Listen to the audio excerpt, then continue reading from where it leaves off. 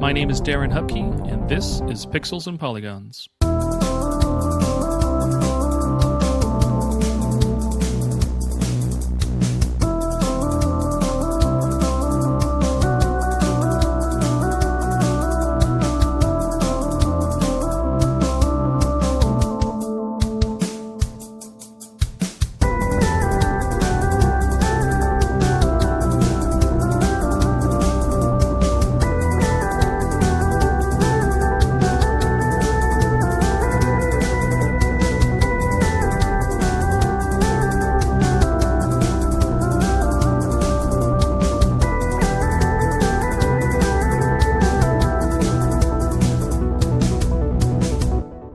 Welcome to another episode of the show. This week is a fun topic. We look at not just the question of what is a game you consider the greatest all time, but what is a game that is considered to be a greatest of all time caliber game that you have not played. And then why? We kind of elaborate on that. So I had some fun answering this question and asking this question to my guests. And those folks this week are my wife, Nicole, and Andrew Elmore again. So back to the show again. The conversations I had with Andrew were great, so I love having him on the show. So hopefully we'll have him back in the near future as well. But the first part of the episode will be with Nicole, and then after the break we'll get into Andrew. But they both answer that question: is what's that GOAT game that you haven't played and why? I got some other news at the top of the episode. I've got, as I mentioned before in the last week's episode, but my Patreon page is live. This is where I've posted a few things already. You can see that it is completely free to follow. You do not have to pay any of the paid tiers, and I plan to release a bunch of writing and content and behind the scenes things. Definitely a lot of extra things that people will hopefully be able to enjoy, and that won't cost you a dime. There's plenty of free content planned that I'll have there. I just want to use that source and that page as the umbrella to all that kind of the retro gaming content that I'm kind of putting out. Now, of course, if you do support one of the paid tiers, I want it to be worth it. So I'll be taking voice clips, you can record a voice memo of your own question, answer the question of the week to have included in a future episode. And I'll be able to kind of have more interactivity with folks who want to be a part of that. I'll also have polls and things like that to help me refine the list of what games I'm going to include in the next 32-bit library book. It's going to be 32-bit library volume 5 greatest hits. So it's going to look at Sony has 200, or it's probably even a bigger list than that, but there is quite a large number of lists of games that they re-released under that greatest hits banner. And so this is a chance to have games that were from different publishers, different developers, not necessarily tied to one specific vision, but the connective tissue here for this volume, or this first part of it, will be the greatest hit releases. So we'll go through and have polls that will be able to help kind of vote and whittle down which 50 games we want to ultimately include in the book. I'll have extra bonus content there as well. And then also working on a completely separate book project specifically tied to my love for the Final Fight games and that series of books. I've kicked around ideas about it forever, and I figured now's the time to do that. So again, all this weird stuff I'm doing, all the podcast, the writing, all of the everything that I've been trying to kind of put together, it's all there on the Patreon page. You can find that link in the show notes here. And like I said, join the free tier for sure, because again, you're going to get a lot there. And then if you do see the interest and the desire to do more, I'm hopefully going to give you enough content to make it worth it for the $3 or $6 tiers. I've also got a bonus show on there, an entire extra podcast called Single Player. I've got 2 episodes that are already posted and up there as well too. So you can listen to a preview of one of the episodes and kind of get an idea of what that looks like. But yeah, anyway, enough selling myself. I got a lot of content there. I've got a newsletter you can also sign up to that does go out. It's going to go out super infrequently just to kind of share when I launch a new project or have a new announcement to make. But please click the links, follow along, give reviews, retweet, share, promote it, whatever you can do that kind of helps me. I would very much appreciate just kind of getting the word out to other retro gaming fans and new people to maybe be exposed to the stuff that I'm doing. So thank you all for listening again another week. Thanks for this extra long intro with me kind of promoting my stuff. But yeah, I appreciate you. Enjoy the episode. Welcome back, Nicole, to another episode. Thank you for coming in clutch with our recording schedule before vacation. Of course, no problem. Be recording this like before the Friday before this will be released, but that will be when we are in San Diego for Comic-Con and a little family vacation. So, yeah, that should be fun. So, yeah, we're doing this last minute so I can make sure I have an episode even while I'm not in the state or on a computer, and that's just me being proper. So you're welcome, people listening. Thank me. But yes, so Nicole, you're back for the icebreaker before we get into the main question. What collectible would you need to find if your life was a video game? If my life was a video game, what collectible? Yeah. Like a secret item in a game type of thing? Or, well, or Sonic collects rings, Mario collects coins. Oh, okay. Oh. Well, you know me. Anytime we've ever played any game, I want to collect all of the things. I don't know how many times you've told me, who cares? Just leave it. So, yeah, what would be your collectible?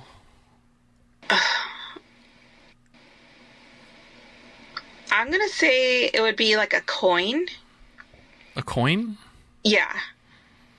Yeah. I like coins. I like coins. Gold coins.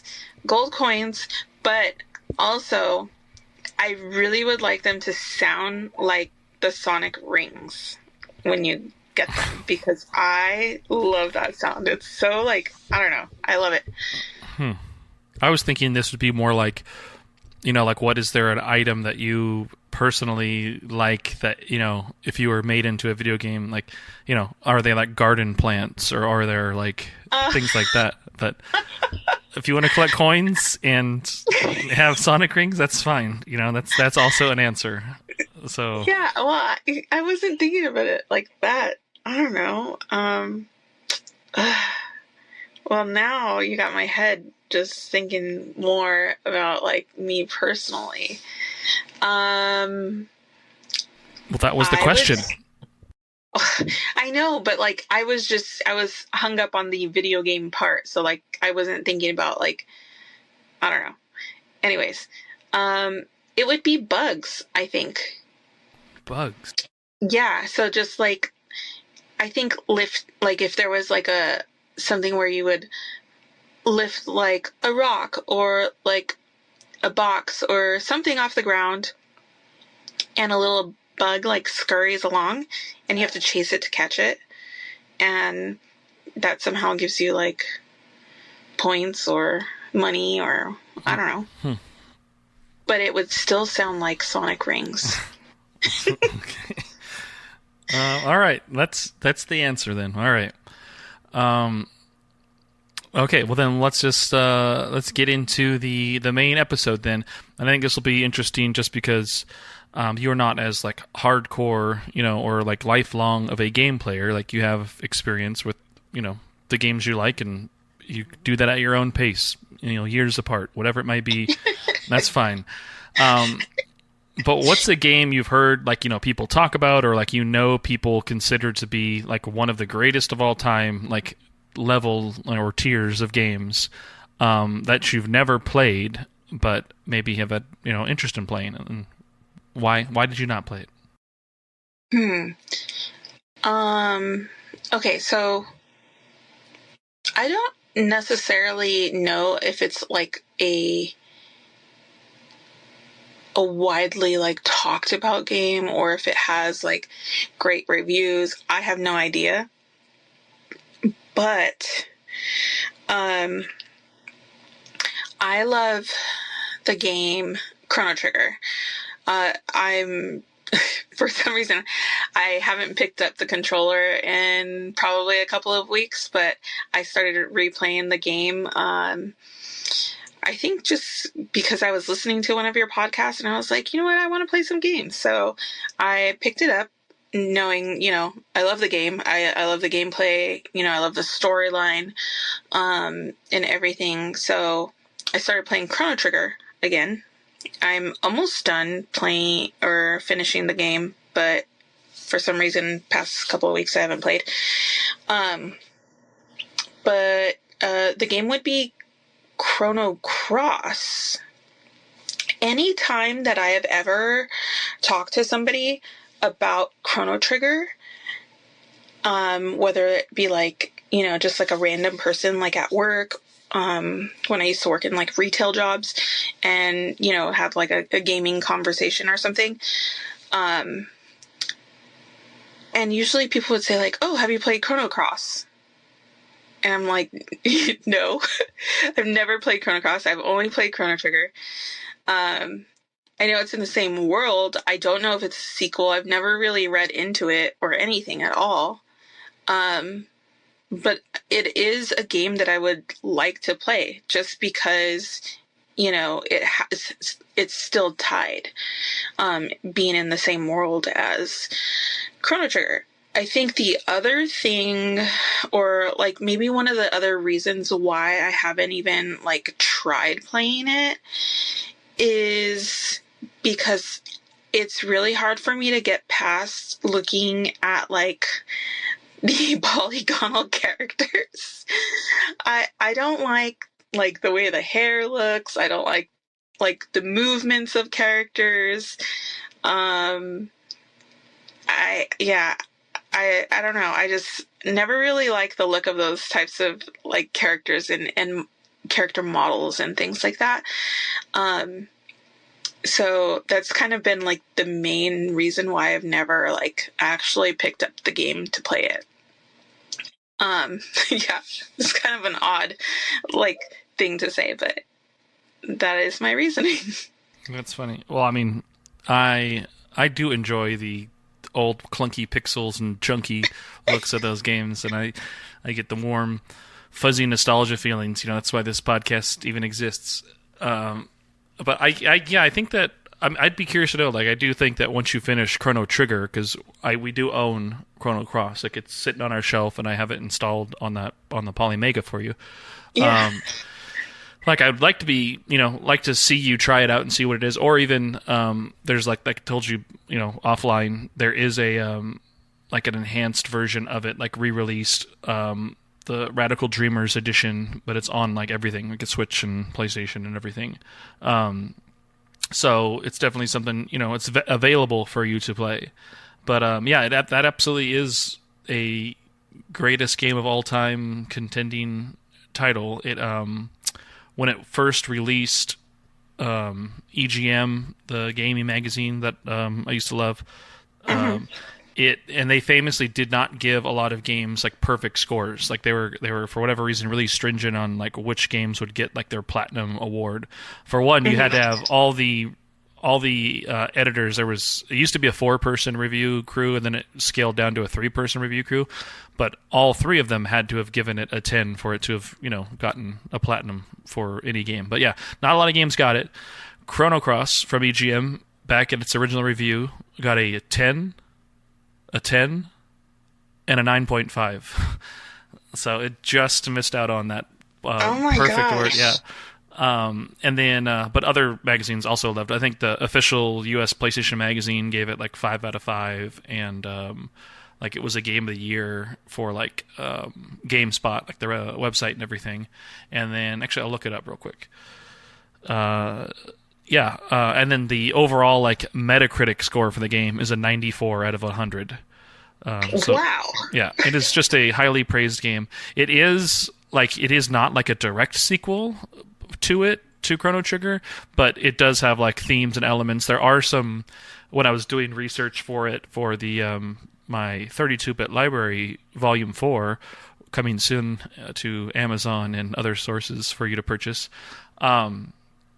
they did begin with some threads of some like actual like characters from Chrono Trigger to reappear, but they ended up like redrafting them and recreated them just into original characters. But they were going to try and maybe have some little connective tissue there, but ultimately did not. But yeah, instead of time travel, you're in like parallel dimensions is kind of like the little bit of the gimmick in this game.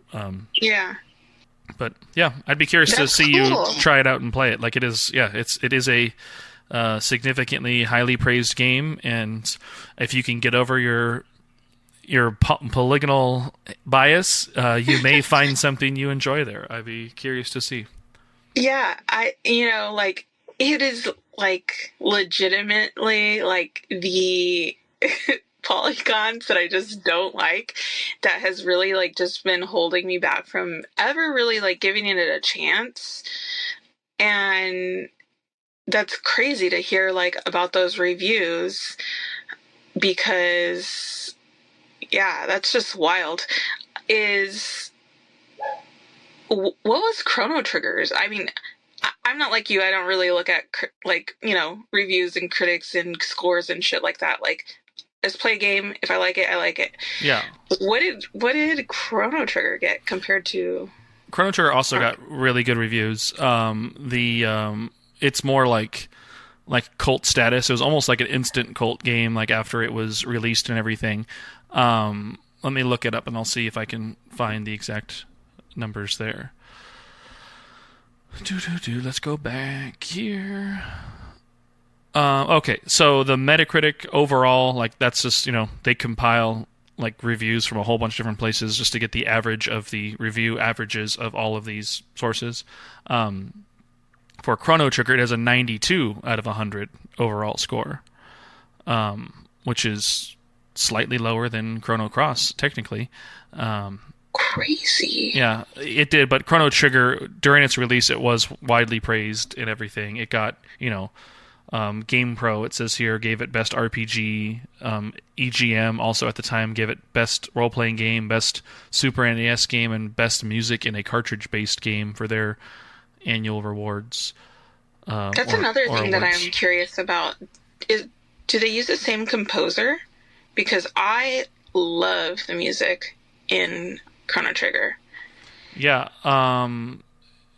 No, they do not, unfortunately. Sad. The Nobuo Uematsu, who's famously like the early Final Fantasy series composer and all that stuff, he helped with the original Chrono Trigger. It wasn't him solely or anything, so the other composer, I don't remember, who it was, and I'm not going to go back to the link and just read Wikipedia to you, but that is one of the changes. The same, while Chrono Trigger was cooked up original by Sakaguchi, who helped create Final Fantasy, and Yuji Horii, who helped create Dragon Quest, and then Akira Toriyama, who did the artwork for it. They were like the big three to help lay the foundation for the game, but really like the writer of the game and the director of the game were different people. They helped kind of just oversee it almost from like a high level like producer standpoint. But the person who did write Chrono Trigger is the same person who came back and wrote Chrono Cross. So there is like connective like tissue. Yeah. Well, that's pretty cool. I think that makes me a little bit more motivated to actually pop it into that Polymega and play it. I don't think that I would want to play it on the Switch. This, here you go. Yasunori Matsuda. He was the other composer on Chrono Trigger and is listed in the credits for being the composer for Chrono Cross. So nice. There's a lot there. I think I really want to see you try it. So finish your replay of Chrono Trigger, and even though it's not necessary story-wise, but just finish that and then start this one up. I'd like to see how you think of it. Yeah, I think that is a challenge I'm willing to do, and I will commit to playing it all the way through as soon as I finish Chrono Trigger again. And then maybe we'll talk about it again. All right. Maybe you can then consider what is a game you consider to be the greatest of all time. Maybe you will also personally consider it, and you could talk about it then. Yeah. All right. Well, thank you, Nicole. Let's wrap this up and let me edit while you pack all the boring toiletry stuff for our vacation, and then we'll be done for the day and head to San Diego. Woohoo! All right. Thank you. You're welcome. Bye. Bye.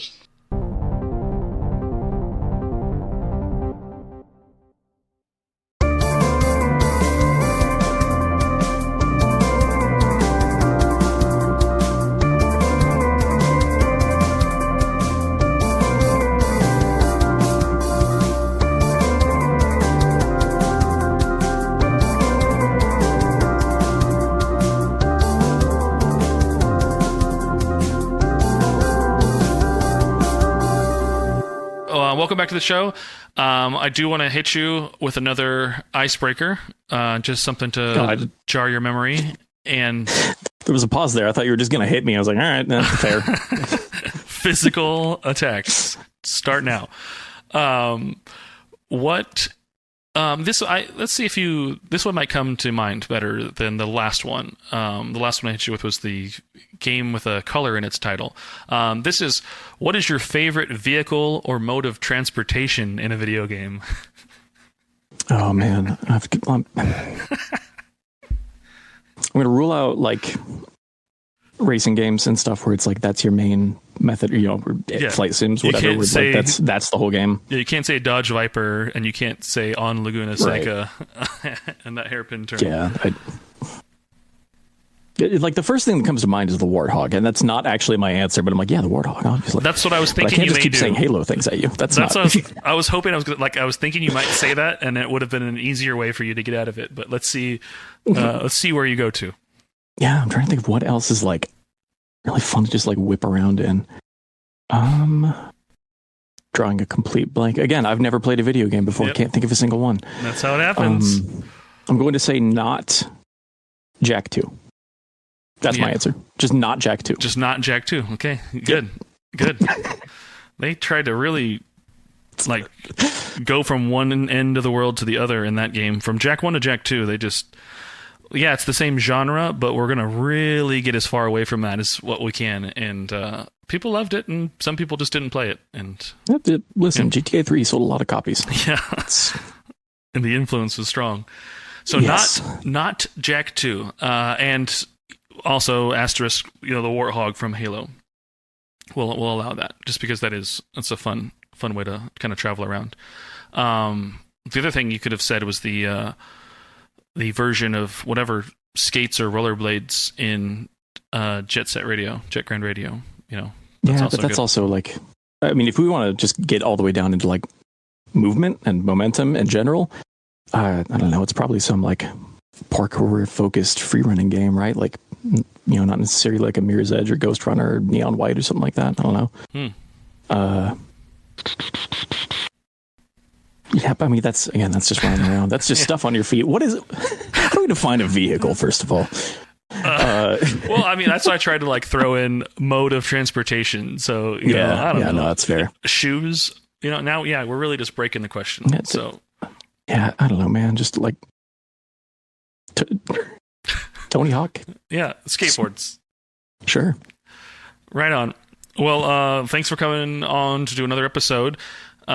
Today we are going to ask a question, and I'll pick the other ones here on the list that we've got. We kind of pre-thought about and kind of we're discussing. I like the idea of this one, but what is a greatest game of all time that you've never played? And so I'd love to hear what is one of yours that you consider, one of the greatest games of all time that you've never played, but also maybe like to hear a little bit about why. Like, was there circumstances or reasons that you didn't? Do you intend to maybe try it one day, or is it going to be too far gone to do so? But what is that GOAT game that you've never played? Yes, I think there are probably bigger, holes in my, like, I don't know, what would you call it, backlog here? But the one that jumped out to me immediately upon reading that was Vagrant Story. On the PlayStation. Perhaps you've heard of it. It's a computer entertainment system, I'm told. Released December 3rd, 1995 in Japan. $2.99. That's a deep cut, man. I wonder who's going to get that. That's a good one. The real ones will get that. The real ones will get that. The mic distortion too, just a authentic. Oh, that was really good. I know. I'm so sorry. But no, it's how to put this. Vagrant Story looks absolutely fascinating to me. I've been captivated by that game for a very long time. I know next to nothing about the story or narrative other than I think it's an Ivalice. That's about all I've got. But technically and artistically, it's astounding, especially for a late PS1 game made by, as I understand it, a lot of people that were not particularly experienced in game development yet.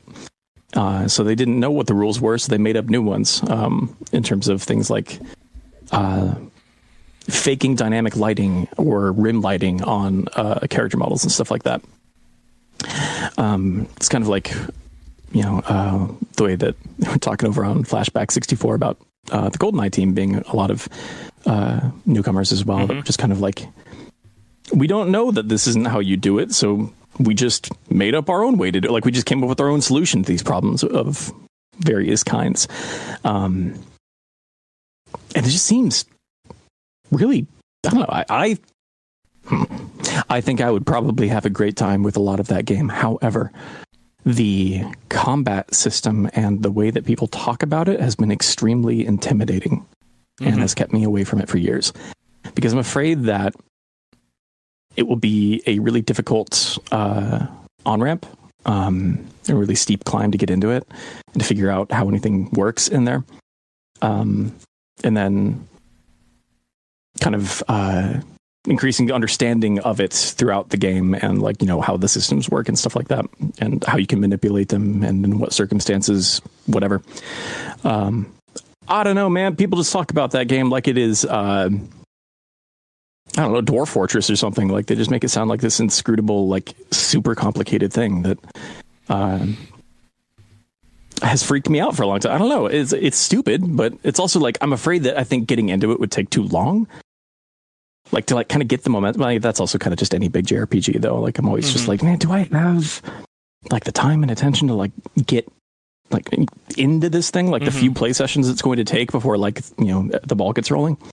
And I don't even know if that's the case in this one.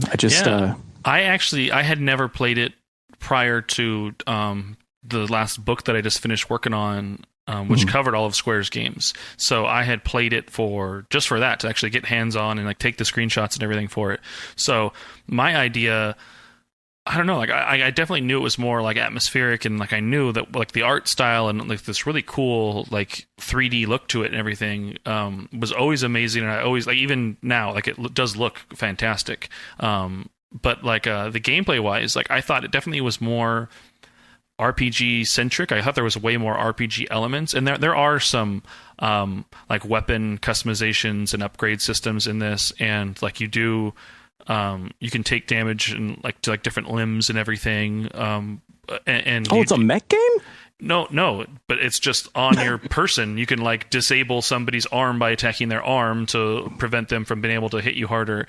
And it's almost. I'm nodding like a maniac because this is Mech Warrior to me.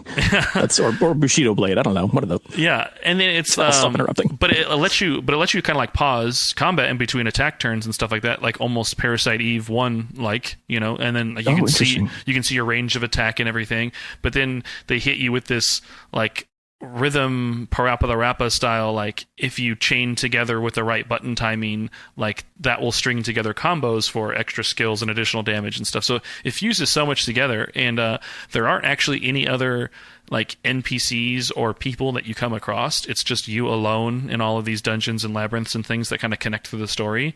You come across other characters, and they're in cutscenes and everything, but in your environments you're pushing boxes and just finding your way through. But I was, from what I've heard of it and what everyone speaks about it and how it's always had carried this weight around, when I finally got to hands-on play it, it was okay, this is not at all the game that I thought it was. So not in a bad way, but it was just oh, okay, well, had I known this, maybe I probably would have played this much earlier, especially when I was younger, because it wasn't as intimidating in my brain as I kind of built it up to be. But it's also crazy. The Ivalice, like you mentioned, the director who kind of like led through like Final Fantasy Tactics and goes through all those other things. Like that was the last game they worked on together was Final Fantasy Tactics, like 2D, like something that was clearly just being lifted from a 16-bit era into this like generation, and then a few years later, like they have this fully rendered 3D game, like with like full cinematic like scope and scale. Like it definitely was a game that they would probably be intimidating to be a part of that development team for sure, as they kind of like learned and navigated through all of that. So, yeah, beautiful looking game though, and I love just the character art and everything about it visually. Yeah, the environments are just breathtaking. There's nothing else like it on the PS1, I think. Just overall, like it's, I think, one of the most, like, just in terms of technical art, I think it's one of the most impressive games in, like, history. It's up there. Yeah. Beautiful. It like late game and what they squeeze out of the PlayStation, like it's kind of cool. Like to me, it's like Shadow of the Colossus on PS2. Like you really squeezed a lot of that hardware. And yes, Shadow of the Colossus can dip down into 10 frames per second, maybe lower, yep. And you're watching some still frames kind of slide by on the screen. But for what it was like really squeezing out of the PS2, it was really cool. And this definitely got its money's worth of the PS1 hardware for sure. That being said, do you think you will give it a shot? Do you think there's an afternoon sometime where you finally do play that game? Or is it just going to be one of those ones that, as new games continue to roll out, like it's always just going to be in there in the back of your head unplayed? That's where it's been. And I want to tell you that I'll get around to it because deep in my heart, I believe that I will. And I do tend to eventually get around to most of the stuff in my backlog. But that's definitely a big gaping hole, along with a lot of JRPGs, to be honest. I think prior to 2019, the only JRPGs I had to like played through and finished were Pocket Monsters Yellow and Silver as a kid. And that was it. Those were the last Pokemons I played, and the last JRPGs I really like spent that much time with, I think, until I finally got around to starting to clean that up, because I didn't grow up with like a PS1 and PS2 and stuff, so I didn't have a lot of these games like in my life or around, so I just missed them for the most part. So it was a lot of just like hearing people talk about things for a very long time, and eventually being like, okay, I need to know what people are talking about. I need, like, for my literacy in this medium to be closer to where it needs to be for me to do what I do, I need to understand this stuff and go back and really start digging into it. So I am really looking forward to whenever I get around to playing that game. And I do want to. It's just, I mean, both the hour count and like system depth is, I think, what gets in the way for a lot of JRPGs for me, just because it's difficult to be able to make that long of a commitment to any game that's not like really easy to pick up and put down. And part of that is just I have kids, it just makes life weird. But I think I can do it. I think I have it. I don't have an excuse. I own a copy of it.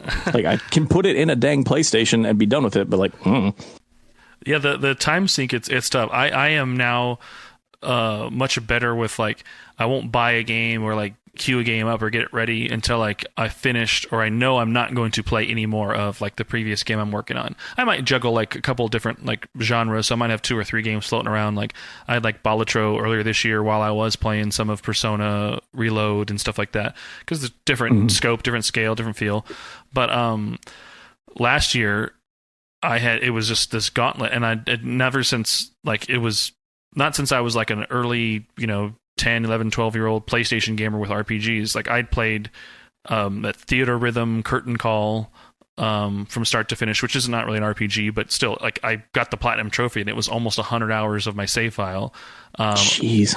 And then I went into which one was immediately next? I think it was Final Fantasy 16 then comes out, and I decide to, like, hey, I'm going to go ahead and get that platinum trophy in this game as well too. So for a few months, like, that's really all I'm really playing. And then something else came along. I swear it was I'm sorry. So it was Theater Rhythm, then it was Octopath Traveler 2. platinum trophied that, played through, loved that to death, and then 16 hit, which was like all summer into the fall, and I thought, okay, well, there's my gaming year right here in these 3 games. But in December, Star Ocean Second Story R came out. I had never played that originally, and I'm like, well, clearly, like, I've scratched the JRPG itch. Like, I'm clearly, this is the year for me to like play this. I might as well just jump right into this and fully finish that. So 4 games basically in the entire year I played, all because they had like 100+ hour like playtime counts, and like I don't know how I did it, but in 1 year. But it's so crazy because in years past I would have picked up, dabbled in, played 4 or 5 hours of something. Maybe I'll come back to this. Let me try this next new thing that's out this week, and like been going through games like crazy just to kind of experience them or just kind of get a taste to see if they hooked me or not.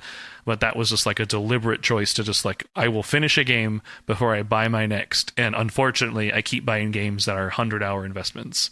It was nuts. Really drawing yourself into that corner, unfortunately. Yeah.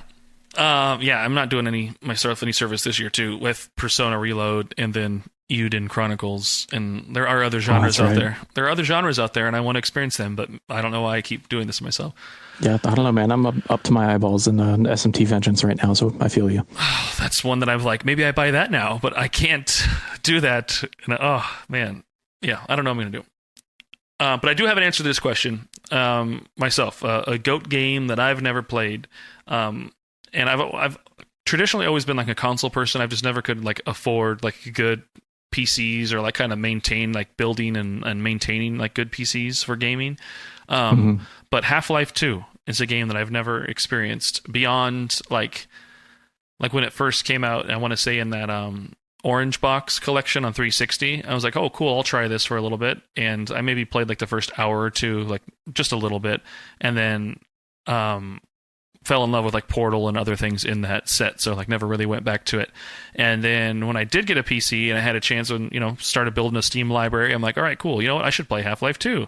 So I started it up. I pretty much got to the same point, just a couple hours into it, maybe not very far at all, enough to like pick up a can and throw it in a guard's face instead of in the trash can, and like really seeing like as is tradition. Yeah, I get the complete and like utter like love and affection that people have for that game, but like it's just weird that I've just completely skipped and omitted like doing that at all. The story and the environment seemed great, like the focus on like the narrative and storytelling like throughout, like a really well designed like technical achievement that the game is as well. Like the games that it went on to inspire that I did also like play and love and everything, I just somehow I've always skipped and never played through Half-Life 2, and then any of the follow-ups, episode 1 or 2, or the long but never ever going to release episode 3. This is going to get me in trouble, but I think you're good. Oh, okay. I don't think Half-Life 2 is very good. Oh, right. There you go.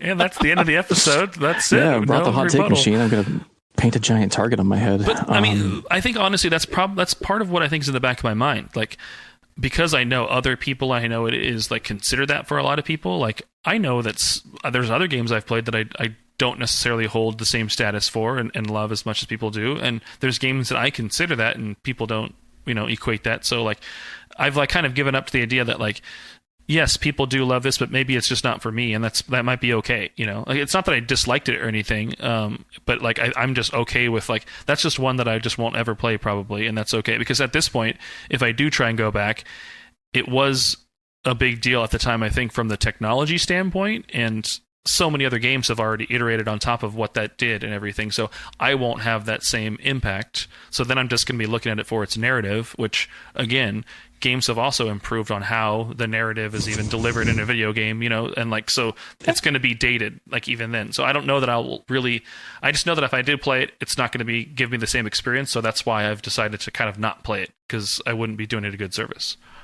Yeah, that's fair. I think it's definitely one that kind of suffers from that Seinfeld effect, right? Where like it's tough to go back to freshly now because you've already encountered so many things that are that have taken the big things that game did and taken that ball down the field, so to speak. Are you telling me that Gordon Freeman dated like a teenage girl and it makes it uncomfortable for you to go back and like play through Half-Life, or that's just a Seinfeld thing? A teenager? I thought she was like mid-20s or something. No, I'm just kidding. No, like having the Seinfeld thing. That thing. Yeah, no, Jerry Seinfeld being a pedophile is a whole other problem. Yeah. But yeah, no, it's like, I think a lot of the cool stuff, like the facial animation work in that game, like there's so much cool tech stuff happening that I think is worth celebrating for 2004. But generally speaking, I think in terms of just like a video game that you play and a shooter campaign and a narrative and stuff like that, I think even at and for its time, I think Half-Life 2 is pretty well below average. You heard it here first, folks. You heard it here first. Cool. Well, that's good to know. I mean, I can appreciate that at least that series and that universe did create Portal and Portal 2, which I absolutely love those games. It's great. So those are fantastic, fun experiences for sure. But Half-Life's just not going to do it. Not going to do it for me. Yeah. Whatever it's worth, I love Half-Life 1. I finally finished that for the first time a couple years ago on the PS2 port, of all things. And then played it through like 3 more times on different PC versions. But Half-Life 1, great. Heck of a game. Love it. Yeah, reading the GamePro review of the Dreamcast version of Half-Life 1 made me want to go out and buy it. But as it turns out, that was just a significantly early advertised build and didn't actually happen. But Ooh, I mean, there's a pretty far along build out there you can play through significant chunks of. But I mean, yeah, it's not done. Major Mike failed me, or Scary Larry, or whoever the reviewer was of that game. But this is a cool fun. All right. Well, thank you, Andrew. That's another cool. Got myself in trouble. That's No, I don't think so. I don't think so at all. We're allowed to have our thoughts and opinions. That's what we ask. I mean, this question will be asked to other people, and they'll have their own hot takes and versions of it and everything as well too. So, absolutely appreciated for the honesty and the conversation. So, I think that'll wrap this episode, and we'll definitely look forward to having you on in future episodes for sure. Right on. Catch you around.